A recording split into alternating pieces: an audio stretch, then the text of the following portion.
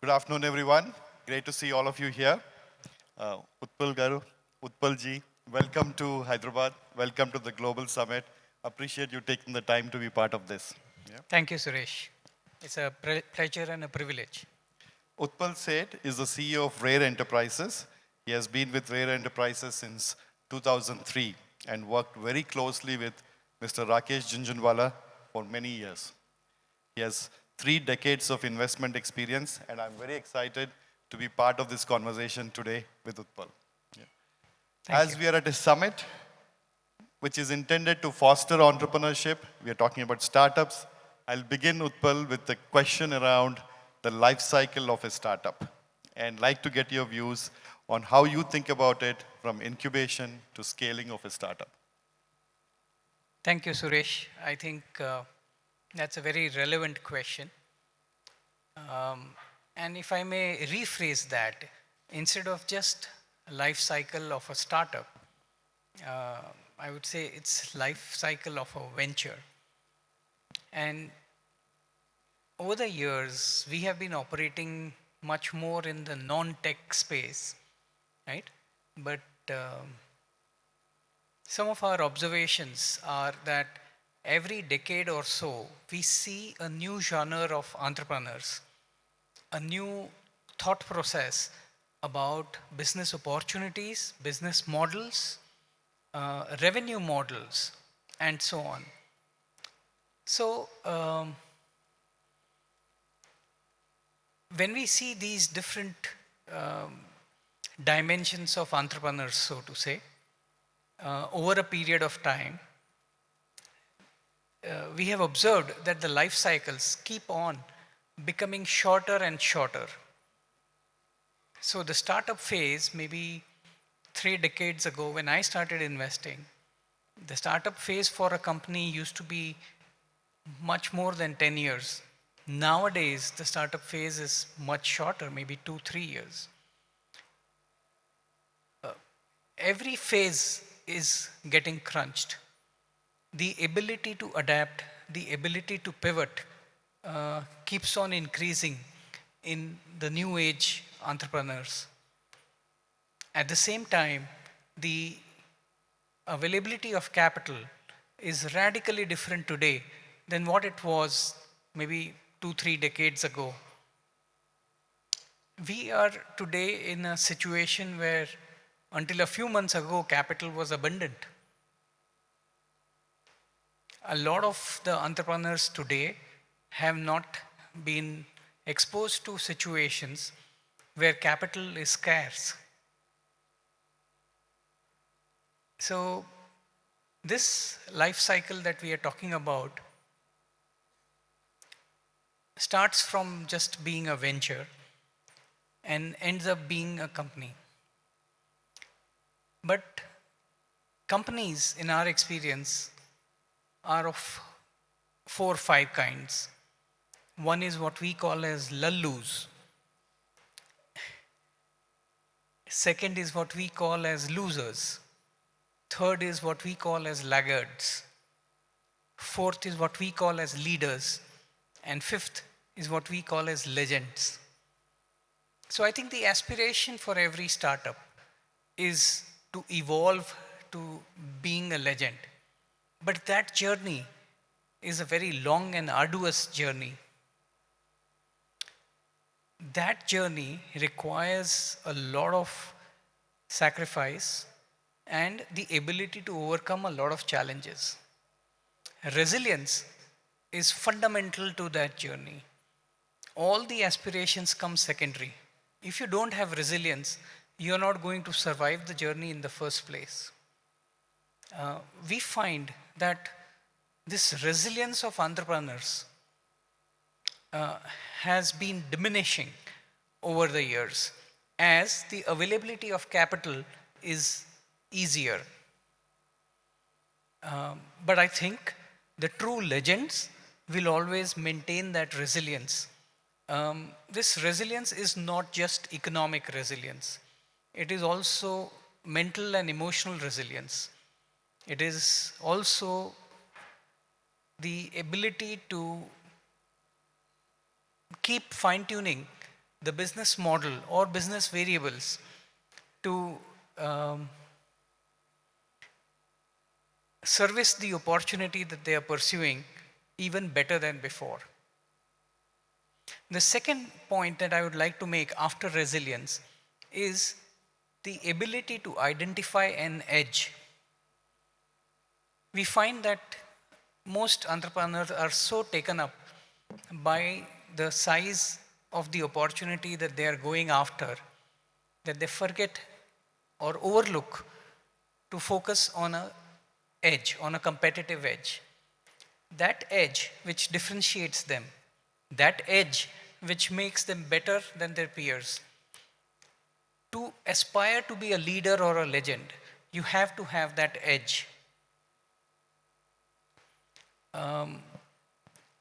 The third point that I would like to make here is if you do have resilience and if you do have edge, neither of those two are permanent. So you need to keep evolving, keep adapting, keep pivoting. However, when you are adapting and pivoting, you need to remember two things.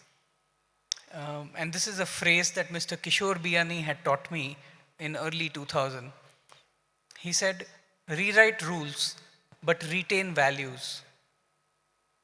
Right? So every entrepreneur has to be clear what are the rules that he or she is rewriting and what are the values that he or she is retaining. Neither of the two should be compromised.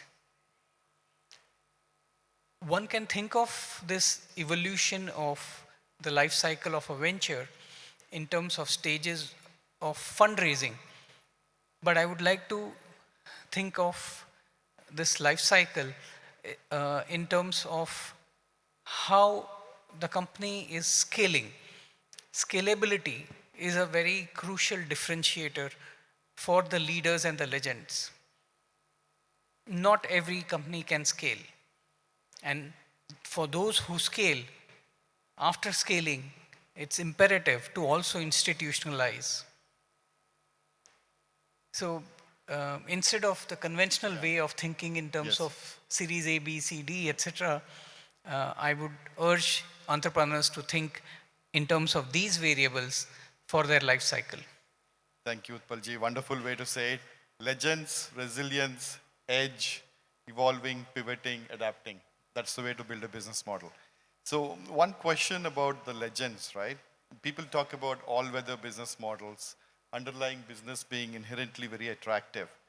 Are there any nuances that differentiate the legends, not just on scalability, from the potential leaders? How do they maintain that differentiation? How do they continue to scale while maintaining the business model to become more and more attractive? How does that flywheel come into play? Suresh, that's very well put. So legends end up focusing on what we call as widening the gap. Okay? The gap is the distance between the leader and the follower. You are able to widen this gap not just in terms of growth rates, but also in terms of unit economics, also in terms of capital efficiency, also in terms of the culture that you are building. And more value is actually being created by intangibles like culture, brands, people, rather than tangibles. So an all-weather business model would actually, the root of that all-weather business model would also be the culture, but it's also the unit economics. What we find is that a lot of entrepreneurs come to us and talk about their unit economics in terms of LTV CAC multiples, etc., which are based on fairly flawed assumptions. And there was this fantastic movie called Under Siege 2, which said that assumption is the mother of all screw ups. But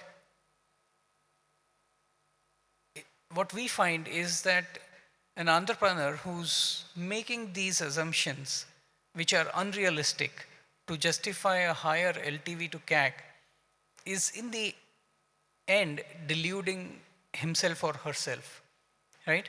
So it's extremely critical to be realistic. Sometimes we find that even if you are getting the product market fit right, but if you are not able to come up with the appropriate revenue model or business model, you still do not end up achieving your potential. Hence, I would say that a lot of factors go into being an all-weather business model. And not just business model, I would say I would add financial model as well. Because even if you have the right business model, but if your financial model is flawed, you will come to grief. We tell our investee companies that the most common causes of value destruction are capital allocation, capital structure, and the cap table. Because even if you are getting the operating metrics right, if you get the capital metrics wrong, it doesn't help. So there are these wide dimensions to being an all-weather business model.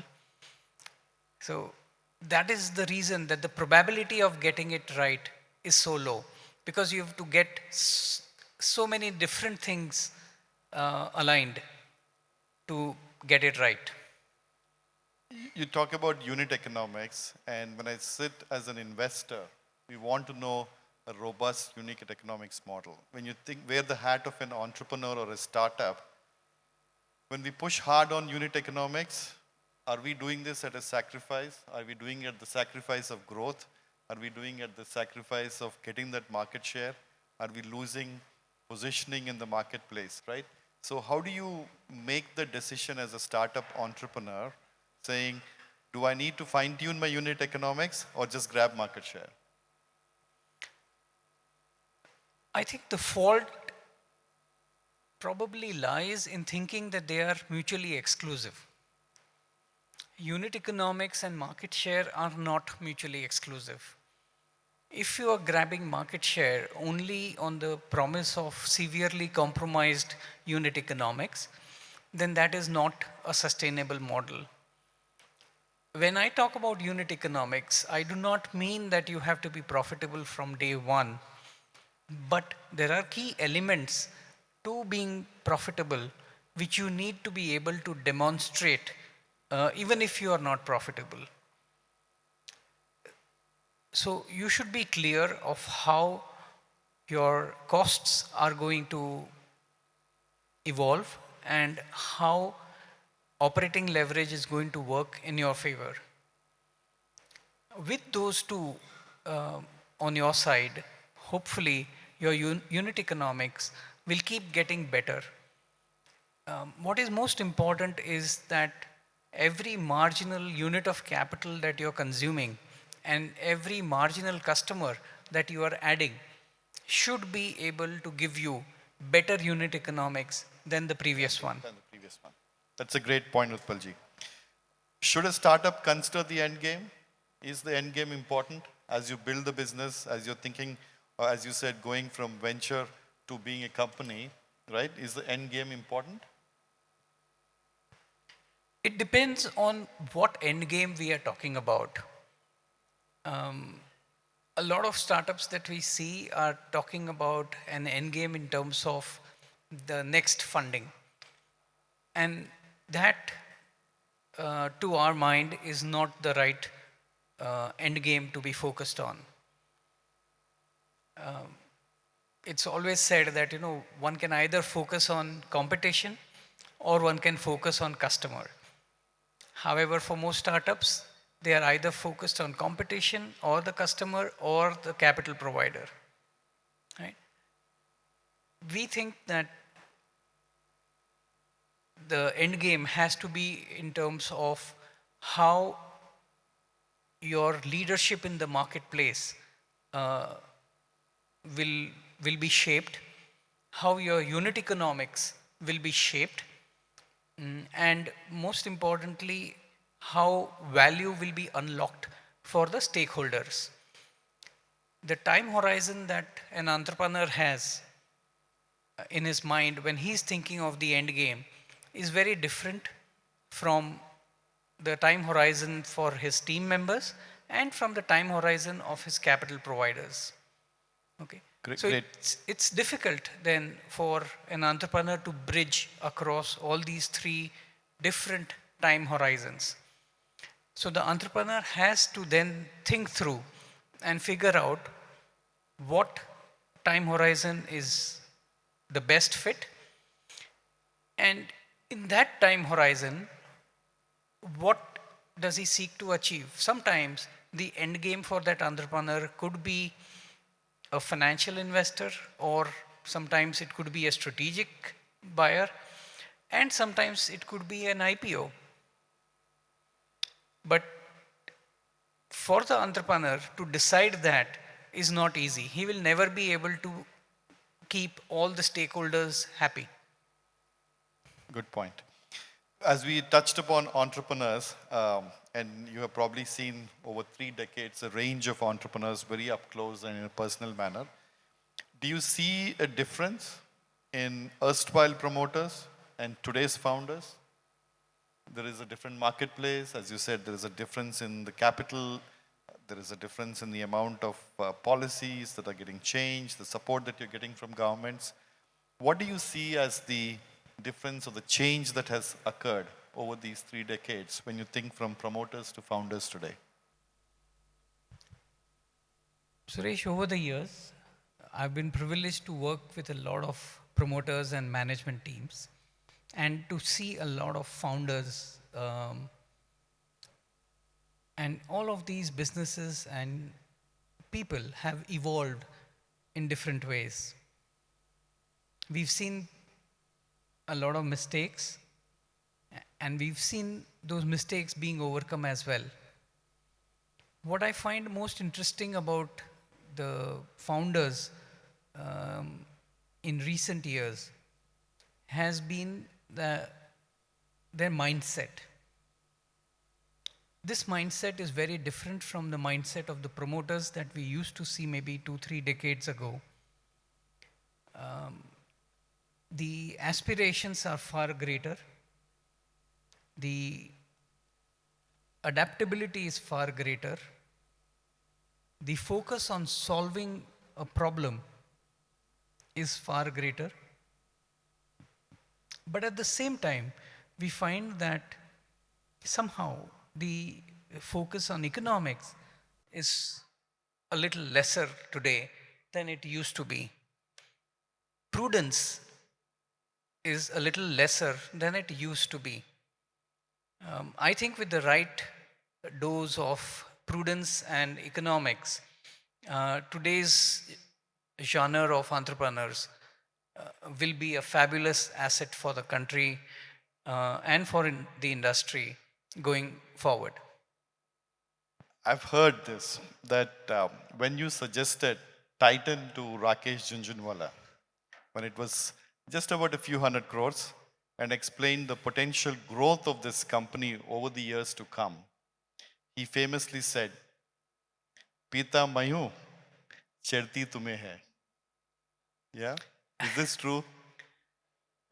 Yes, he did. He did say that, and that was on the occasion of us making a presentation to the Titan management team, where we talked about the potential of the jewelry business and how that could transform the fortunes of the company. And we were actually showing them a potential forecast of the next 5 years. This presentation was being made sometime in 2004, and while my colleagues and I had made the presentation, we were making the presentation. Rakesh ji came on the previous night of the presentation and asked to see the projections. And when he saw the projections, he said this, that Pita main hu, chadti tumhe hai, because he felt that our projections were way over the top. And so did the management team feel the next day. And they all said that we were very unrealistic in our projections. However, Suresh, I'm happy to tell you that 5 years later, the company had exceeded the top line projections that we had made in 2004. So in 2009, they exceeded the projections. And they were a little short of the bottom line numbers, which they exceeded within the next 6 months. So sometimes when you are in the midst of an idea whose time has come, when the tailwinds are right, when the business model is right, when the execution is right, then you underestimate the quantum of change. Um, and Eric Smith has said that sometime change happens slowly and then very suddenly, right? I really like a few words of wisdom that you had said. Attribute mistakes in investments correctly to avoid being misled by survivorship benefit. I think it's a great quote. I read that often. I just want to ask one last question, Utpalji, and then seems like we're in two different worlds now. There is a private market where valuations are 20x revenues, for example, right? And then we're in a public market which appear to be a lot more prudent, maybe 25x, 30x of earnings, not revenues, right? It seems like there is a dichotomy. There's a belief of being darlings in the private market, which are now struggling post IPO, right? How do you see this? What is your view on how the two markets are behaving, substantially differently? I think that dichotomy actually reflects the difference um, in the life cycle or in the phases of the life cycle of the companies, as well as in the phases of the life cycle of the investors. So, a younger child will always be given a far greater benefit of doubt, right? In the same way, in the private markets, the investors are willing to give far greater benefit of doubt to companies and entrepreneurs. I would say that I can explain that mathematically as well, which is that investors are pricing options on the companies in the private markets. However, when the same companies come to the public markets, it is not being priced as an option. It is being priced on discounted cash flows. And therefore, the valuation paradigm in private markets is so radically different. And this difference was actually explained to me by Mr. Bill Gurley of Century Capital in 2015 in San Francisco. And he explained to me how pricing an option is very different from valuing a company. So I think that explains this dichotomy. Companies face a dose of realism when they come to public markets. The breadth of investors and the scale of capital that we are talking about in public markets is far greater than what we are talking about in private markets. So I think it's probably not fair to compare the valuation paradigms between private markets and public markets. However, it is imperative for the companies to understand the difference between the two. Great. I think we're a little bit out of time here. It's been a great learning for me, Utpalji. Legends, edge, pivoting, scalability. These are the principles on which you have to start building your startups today as you think from a long-term perspective, keeping in mind the end game that you want to achieve. Thank you, Utpalji. Great round of applause for Utpal, please. Thank you, Suresh.